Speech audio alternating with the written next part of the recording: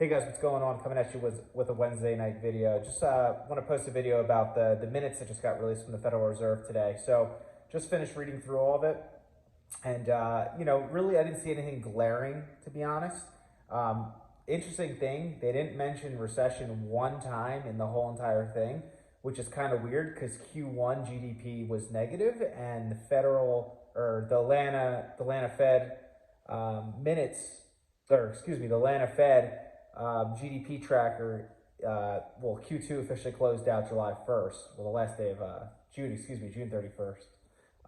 So we're in Q3 now, so technically Q2 is ended, and their tracker has a negative. It's negative for Q2 also, so that means we're, in theory, 2 negative quarters of GDP, puts us in a recession, so it's kind of interesting they didn't even mention that one time. So I think there's a lot of because the mid-elections are coming up this fall, and I think there's a lot of political pressure, even though the Federal Reserve shouldn't be influenced by the political people. But I think they're basically saying, hey, we have enough fear in the market. The market is in a bear market already. Inflation's out of control. We haven't maybe hit a top yet. We don't want to scare people even more with recession fears confirming it. So that's my theory to why they didn't do that. But, really, recession or not, I think the market really has a lot of it priced in, but you could be surprised. I think we're in one currently right now, but there are some people that don't think that. So we'll see what the market does when, if that is a fact or not a fact, because, we'll just take it by, case by case. But I thought that was very interesting. They also noted that they see inflation long term being around their target 2%. I think that's going to take years and years and years, to be honest. I think they're being a little dovish on the inflation short term and long term. I think the next couple of years, like in the end of 2023, so in a year and a half, I think we'll be lucky to get 3.5%, 3% inflation. We'll see. If we go into a recession, that's really going to squash the CPI and inflation really quick, just because even when you get headlines that you're in a recession or you are in one, the psychology of people, they'll just stop spending. So it has nothing to do, just people think recession, oh my God, I need to save my money. So we'll see. Maybe they're right, maybe they're wrong, but I think it's going to take a little longer than what they're saying in their minutes report. But who knows? They could be right, or maybe, like I just said, it could be just to not freak people out right now. But I don't see how they're seeing that happen. Real estate's down, they mentioned. They also mentioned retail sales are down. That makes sense. I am in the wholesale business to business, and I have noticed a decline in sales. We've seen a pretty big, I'd say about a 15% pullback from basically like last year, or like even like the winter months. So not the end of the world. Hold on, my camera is being all weird. So yeah, that's kind of a given. So they've noticed that spending's declined. That makes sense. There's no more stimulus. The Fed's not bailing us out this time. Obviously, with commodities like energy, gas, traveling, and stuff like that, things are very expensive right now. So it's draining people's savings out. If you look at basically any reports of the average American savings, it's actually like an all-time low. It's even below COVID lows, the '08 lows. It's a multi-decade low right now. So the crazy part is, I think there's still a lot more pain to come the next 6 to 9 months. So we'll see. Maybe the Fed will U-turn and start lowering rates or doing something to drum up some stimulus in the market in a non-stimulus way, just kind of encouraging people to spend with good deals or low rates. So we'll see. And then jobs came out this morning early before the bell.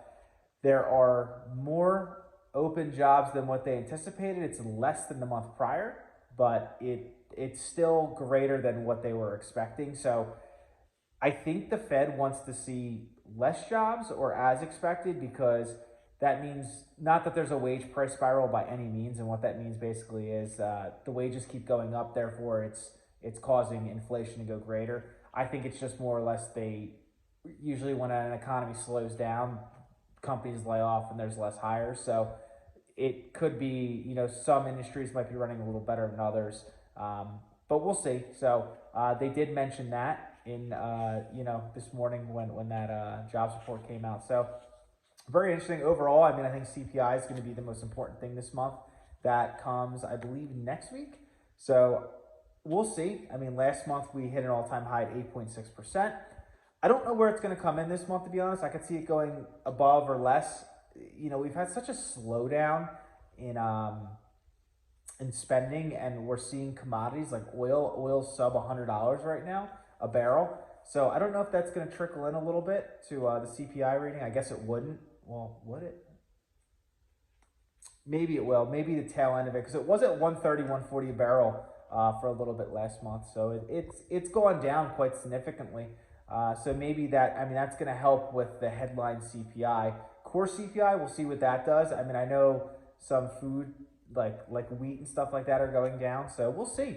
It's definitely going to be an interesting CPI report. If it's less than 8.6 for last month, I think that's going to be a very bullish indicator for the market. If it's greater than, I think the market's kind of almost pricing that in already. So, yeah, we'll see. But, yeah, that's really all I got today. I did not do any buying today. Really, the stock market rallied. The Dow was up. It did a crazy rally towards close. I think it was up 0.6 or 0.8%. So, second quarter, so Friday, Tuesday, and today, we have not had a green or a red S&P 500 at close. So, we're going in the right direction. I think we're up 1.8% in the second quarter, or second half, excuse me, not second quarter, second half. So it's a good start to the back half of the year. Statistically, when we're in a bear market, the first half of the year, statistically, usually we have at least a double-digit return, like 10% plus at the back half. So if you were to hit the reset button, zeroed out July 1st, so we're already 1.8% up, so we're going the right direction.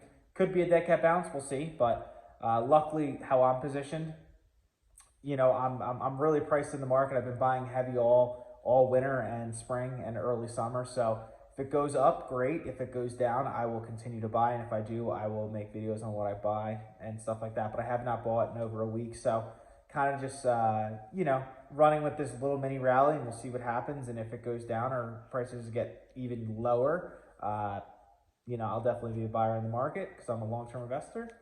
And yeah, that's really it. So yeah, when I get any more news or do any buying, like I said, I'll let you guys know. Till tomorrow, peace.